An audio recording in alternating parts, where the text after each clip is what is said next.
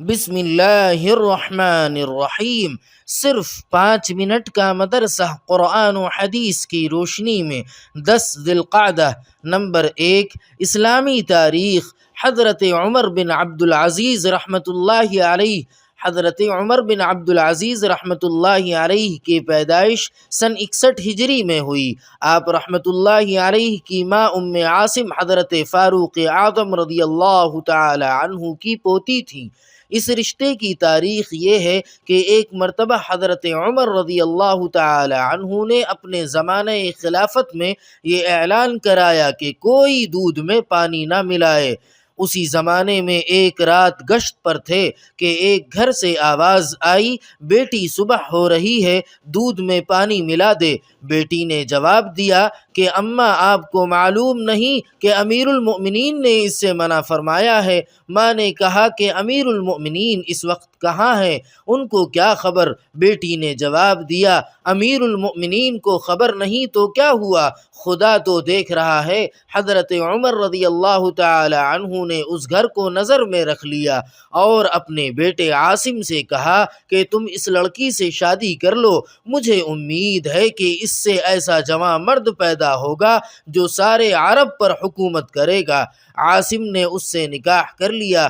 حضرت عمر رضی اللہ تعالی عنہ کی پیشین گوئی کے مطابق اس خاندان میں عمر بن عبد العزیز رحمۃ اللہ علیہ پیدا ہوئے، جنہوں نے خلافت راشدہ کے طرز پر حکومت کی، یہاں تک کہ انہیں عمر ثانی یعنی دوسرا عمر کہا جانے لگا۔ نمبر 2، حضور صلی اللہ علیہ وسلم کا معجزہ، اونٹ کی رفتار کا تیز ہونا۔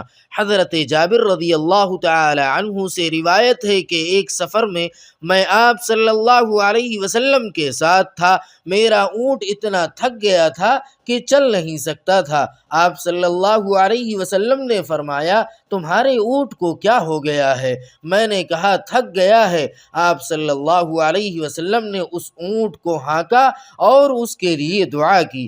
آپ صلی اللہ علیہ وسلم کی دعا کی برکت سے اس اونٹ کا یہ حال ہو گیا کہ سب اونٹوں سے آگے چلتا تھا۔ نمبر 3، ایک فرض کے بارے میں، قضا نمازوں کی ادائیگی۔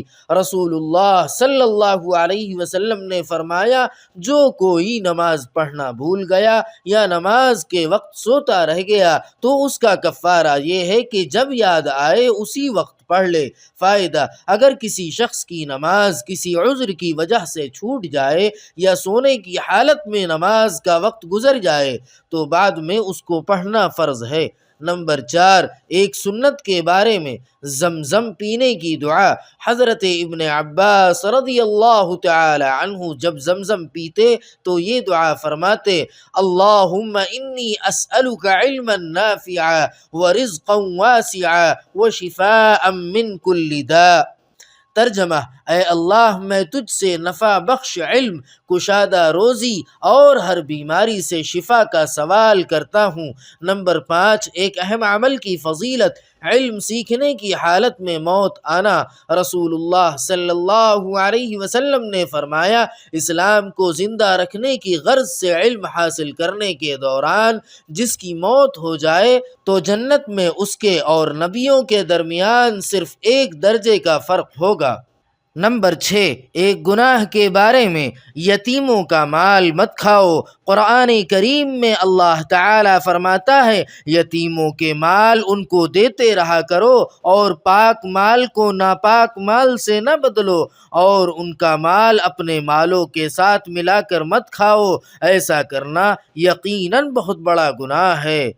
نمبر 7، دنیا کے بارے میں، دنیا چاہنے والوں کے لیے نقصان۔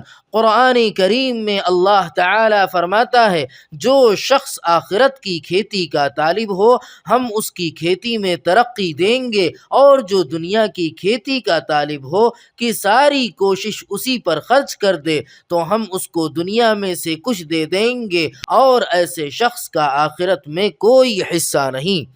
نمبر 8، آخرت کے بارے میں، زیادہ عمل کی تمنا۔ رسول اللہ صلی اللہ علیہ وسلم نے فرمایا، اگر کوئی بندہ پیدائش کے دن سے موت آنے تک اللہ تعالی کی اطاعت میں چہرے کے بل گرا پڑا رہے تو وہ بھی قیامت کے دن اپنے سارے عمل کو حقیر سمجھے گا اور یہ تمنا کرے گا کہ اس کو دنیا کی طرف واپس کر دیا جائے تاکہ اور زیادہ نیک عمل کر لے۔ نمبر 9، طب نبوی سے علاج، بیماریوں سے بچنے کی تدبیر۔ رسول اللہ صلی اللہ علیہ وسلم نے ایسی جگہ بیٹھنے سے منع فرمایا ہے کہ جہاں بدن کا کچھ حصہ سایہ میں ہو اور کچھ حصہ دھوپ میں ہو۔ نمبر 10، نبی صلی اللہ علیہ وسلم کی نصیحت۔ رسول اللہ صلی اللہ علیہ وسلم نے فرمایا، ابو ذر، تم جہاں کہیں ہو اللہ سے ڈرو، گناہ ہو جانے کے بعد نیک کام کر لیا کرو، یہ نیکی اس گناہ کو مٹا دے گی اور لوگوں کے ساتھ بہترین اخلاق سے پیش آؤ۔ سبحان ربک رب العزت عما یصفون وسلام علی المرسلین والحمد للہ رب العالمین۔